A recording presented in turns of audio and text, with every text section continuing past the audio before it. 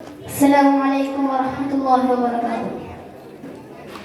സ്നേഹം നിറഞ്ഞ ഉസ്താദുമാരെ, രക്ഷിതാക്കളെ, എൻ്റെ പ്രിയപ്പെട്ട കൂട്ടുകാരെ, ഈ നബിദിന പരിപാടിയുടെ സുന്ദരമായ ഈ വേളയിൽ ഞാൻ ഒരു കഥ പറയണമെന്ന് തല പുകഞ്ഞ് ആലോചിക്കുമ്പോഴാണ് ചരിത്രത്തിൽ ഇടം പിടിച്ച ചിന്താർഹമായ ഒരു കപ്പൽ യാത്രക്കാരൻ്റെ കഥ ഓർമ്മ വന്നത്.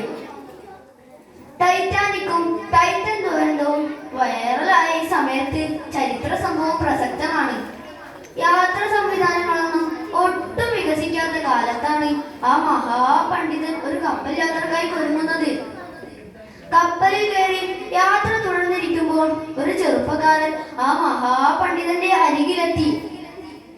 ഒരൊറ്റ സുഹൃത്തിനെ പോലെ വേണ്ട എല്ലാ സഹായങ്ങളും ആ പണ്ഡിതൻ ആ ചെറുപ്പക്കാരന് ചെയ്തു കൊടുക്കാൻ തുടങ്ങി. ആ ചെറുപ്പക്കാരന്റെ സ്വഭാവവും പെരുമാറ്റവും കണ്ട് ഈ പണ്ഡിതന്റെ മനസ്സിന് വല്ലാത്ത ഇഷ്ടവും അടുപ്പവും തോന്നി. അങ്ങനെ ഈ പണ്ഡിതന്റെ ഒരു രഹസ്യം ആ ചെറുപ്പക്കാരനെ പങ്കുവച്ചു. എന്താണെന്നറിയാമോ? കാര്യമായി അടുത്തേക്ക് വിളിച്ചുകൊണ്ട് വന്ന ചെറുപ്പക്കാരനോട്, സഹോദര, ഞാൻ എങ്ങാനും ഉറങ്ങിപ്പോയാൽ എന്റെ കയ്യിൽ 1000 ദിനാർ സ്വർണ്ണ നാണയമുണ്ട്. അത് നീ സൂക്ഷിക്കണം. കൊള്ളക്കാരും കള്ളന്മാരും ചതിയന്മാരും എല്ലാം സുലഭമായിരുന്ന കാലത്താണല്ലോ നമ്മുടെ യാത്ര.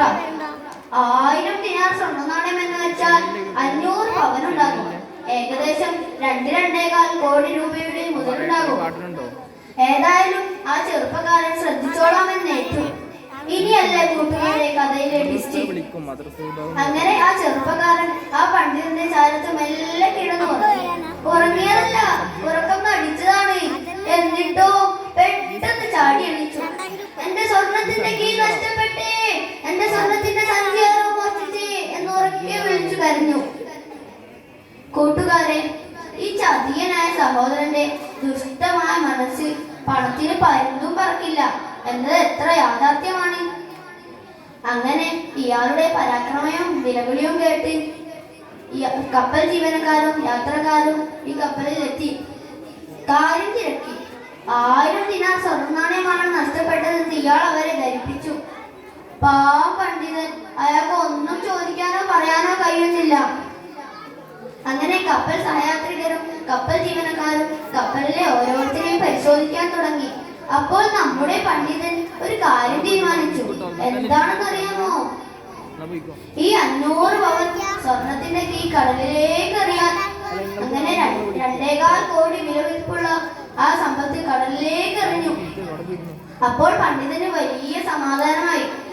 കാരണം തന്നെ വെറുതെ കള്ളനെന്ന് വിളിക്കപ്പെടരുത് എന്ന നിർബന്ധ ബുദ്ധി ഉണ്ടായിരുന്നു അദ്ദേഹത്തിന്. അങ്ങനെ കപ്പലിൽ ഗൗരവമായ തിരച്ചിലും പരിശോധനവും എല്ലാം തകൃതിയായി നടന്നു. പക്ഷെ ഒരാളെ കയ്യിൽ നിന്നും ഒന്നും ലഭിച്ചില്ല. അങ്ങനെ അവസാനം എല്ലാവരും ആ ദുഷ്ടനായ മനുഷ്യനെതിരെ തിരിഞ്ഞു. അദ്ദേഹത്തിന് ധാരാളം അടിയും കുത്തും ചീത്തയും എല്ലാം ഏൽക്കേണ്ടി വന്നു. അങ്ങനെ യാത്ര അവസാനിച്ച് വീണ്ടും ഈ ദുഷ്ടനായ മനുഷ്യൻ ആ പണ്ഡിതന്റെ കൂടെ കൂടി. എന്നിട്ട് ചോദിച്ചു, താങ്കൾ എന്തിനാണ് ഇത്രയും വിലപിടിപ്പുള്ള ആ സമ്പത്ത് കടലിലേക്ക് എറിഞ്ഞത്? നമ്മുടെ മഹാൻ പറഞ്ഞ മറുപടി കേൾക്കണോ? സഹോദര, ഞാൻ എന്റെ ജീവിതം അത്രയും നബിയായ മുത്തുനബിയുടെ ഹദീസുകൾ ശേഖരിക്കാൻ വേണ്ടിയാണ് ഒഴിഞ്ഞു വെച്ചിരിക്കുന്നത്. പിന്നെ ഇത്രയും വലിയ സമ്പത്ത് കടലിലേക്ക് എറിയലുമാണ്. നിന്നെ പോലുള്ള ഭരണകുട്ടികൾക്ക് ലഭിക്കുന്നതിനേക്കാൾ നല്ലത് കടലിലേക്ക് എറിയലുമാണ്. നോക്കൂ കൂട്ടുകാരെ, ആരാണ് ഈ കഥയിലെ മഹാപുരുഷൻ എന്ന് കേൾക്കണ്ടേ? ലോകത്തെ രാജാവായിരുന്ന ഇമാം ബുഖാരി റളിയല്ലാഹു അൻഹു ആയിരുന്നു ഇത്. ഏതായാലും പരിശുദ്ധമായ ദീനിന്റെ വളർച്ചയ്ക്ക് സമയവും ശരീരവും സമ്പത്തും എല്ലാം ഒരു മടിയും കൂടാതെ ചിലവഴിച്ചവരായിരുന്നു.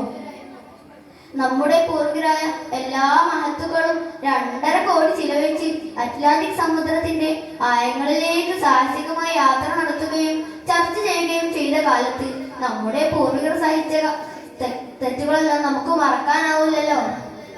അതുകൊണ്ട് ആ മഹാന്മാർ കഷ്ടപ്പെട്ട് വളർത്തിയ ദീനിൽ അടിയുറച്ച് ജീവിതം നയിക്കാൻ നാഥൻ നമുക്ക് എല്ലാവർക്കും തൗഫീഖ് നൽകട്ടെ എന്ന് പറഞ്ഞുകൊണ്ട് ഞാൻ എന്റെ കൊച്ചു കഥ ഇവിടെ അവസാനിപ്പിക്കുന്നു. അസ്സലാമു അലൈക്കും.